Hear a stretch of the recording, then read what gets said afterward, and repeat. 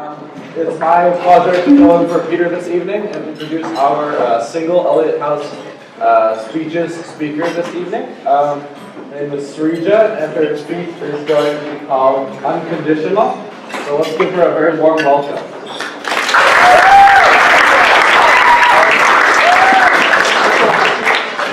Thanks, Tim. Hello, everyone. Hi. Okay. I'd like to invite you to step into a childhood memory of mine. One of my favorites, actually. It takes place on the other side of the world, in Kerala, in South India, in a house at the side of a road that runs parallel to a stream, on the other side of which are rice paddy fields and plantain trees. The house is my grandmother's one-floor home, and the memory takes place at night.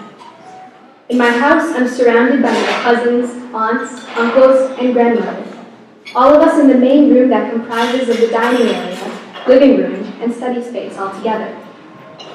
As we're all talking and laughing, the power goes out. Immediately, we're enveloped in both the muggiest heat because the fan stopped working, and impenetrable darkness because outside the house, there are no electric lights in the vicinity.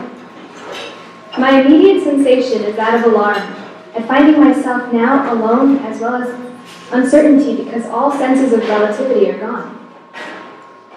Next is fear. A blind panic that takes over as I feel the need to reach out with my invisible fingers into the darkness to call out to my family, trying to find human contact or connection to reorient myself. I do this first to reassure myself that I'm okay in spite of the darkness. But it is also to reassure myself that my family, especially the little ones, the 3-year-old, the 5-year-old, are all right and accounted for. Within 5 minutes, my uncle's face is suddenly illuminated by the glow of a single candle. In the next minute, the remaining candles are distributed among the rest of us. As the first candle's bright fire lights the next one, and the second candle lights the third, the room glows again. After the brief period of darkness, I see my family around me again. They look different this time. Though everyone can be seen, each individual stands out from the whole. And as I approach the nearest light, its holder's face grows larger but smaller again as I look towards the next light, until the power comes back and everyone looks the same again.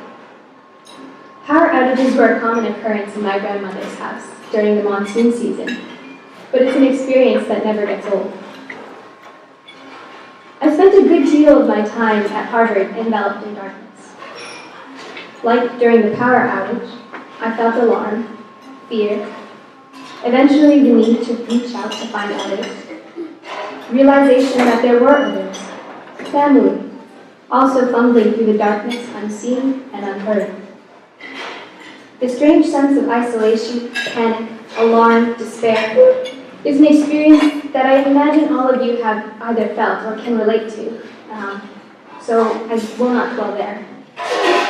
What I would like to share with you is what happened when the candlelight started appearing in my life, in spite of the darkness. Some of these memories take place here with people from Eliot whom I never would have known, except for the fact that we all came together in Eliot House. The smiling face of our house eco-rep, whom I didn't know at the time, apart from this role, approached me on Friday night past 11 p.m. this past October, as I was stressing out over writing my thesis. I was sitting alone in the D hall here, and she had just finished baking cookies and muffins, saw me, and offered me some of both. She saved my sanity that night.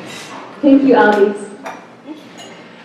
A very charismatic sophomore who would smile at me in the breezeway befriended me, very sullenly, in OEB 10 last semester, becoming my lab partner and offering me a bond of friendship similar to the one I share with my sisters. Thank you, Samara. And then there are people who, when they saw me struggling, encouraged my strange ways of thinking and challenged me to think outside of the expectations set forth by the institution that is Harvard. When I first was struggling with physically and mentally with a weaker version of myself than I had known in high school in freshman year, I stumbled into the academic and personal care of Professor Ann Harrington, now my concentration advisor, who told me directly that I needed to get better at dealing with uncertainty. Still struggling to recover some sense of self sophomore year, I met my sophomore concentration advisor, Avi, who told me to do just what made me happy and to take care of myself. I've been following every women fancy since then. In my junior year, my friend Brendan taught me by his actions that it wasn't just good enough to call myself a Christian on paper and be done with it. That strong conviction in a faith must lead to conscious action as a follower.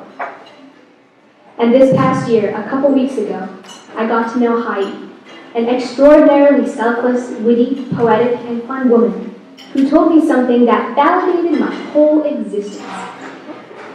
I was apologizing to her for dominating our conversation when she said, "Stop apologizing. You're allowed to take up space, you know." So here I am, still struggling, but learning how to unapologetically take up space. If I start talking about each of my good friends, the number of times I've been comforted by Rachel's hugs and love, the number of times my co-pilot Haley would call me out on the lies I told myself because she truly cared about seeing me become the best version of Sreeja, I wouldn't end the speech. I have at least one special, outstanding memory for every one of you whom I've had the fortune to cross paths with. It's a gift of my grandmother's, actually. And in my last weeks, it would be wonderful to get to meet the rest of you here, if possible. But that special memory that I have for each of you paints in my mind's eye a vivid image of the moment I began to see the way in which your brilliant light affects my world. The way in which your love brings me out of the darkness and fills me with the desire to become a candlelight myself, so that I could try to be for someone else what you were, what you are for me. Thank you for being exactly as you are. Please know that you affect the world in such a uniquely beautiful, extraordinarily distinct and powerful ways.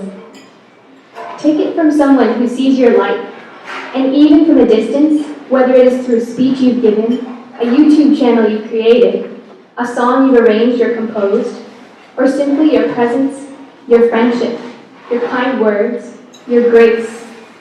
Take it from someone who, even from a distance, is touched by your light and inspired to be a better person because of you. Thank you.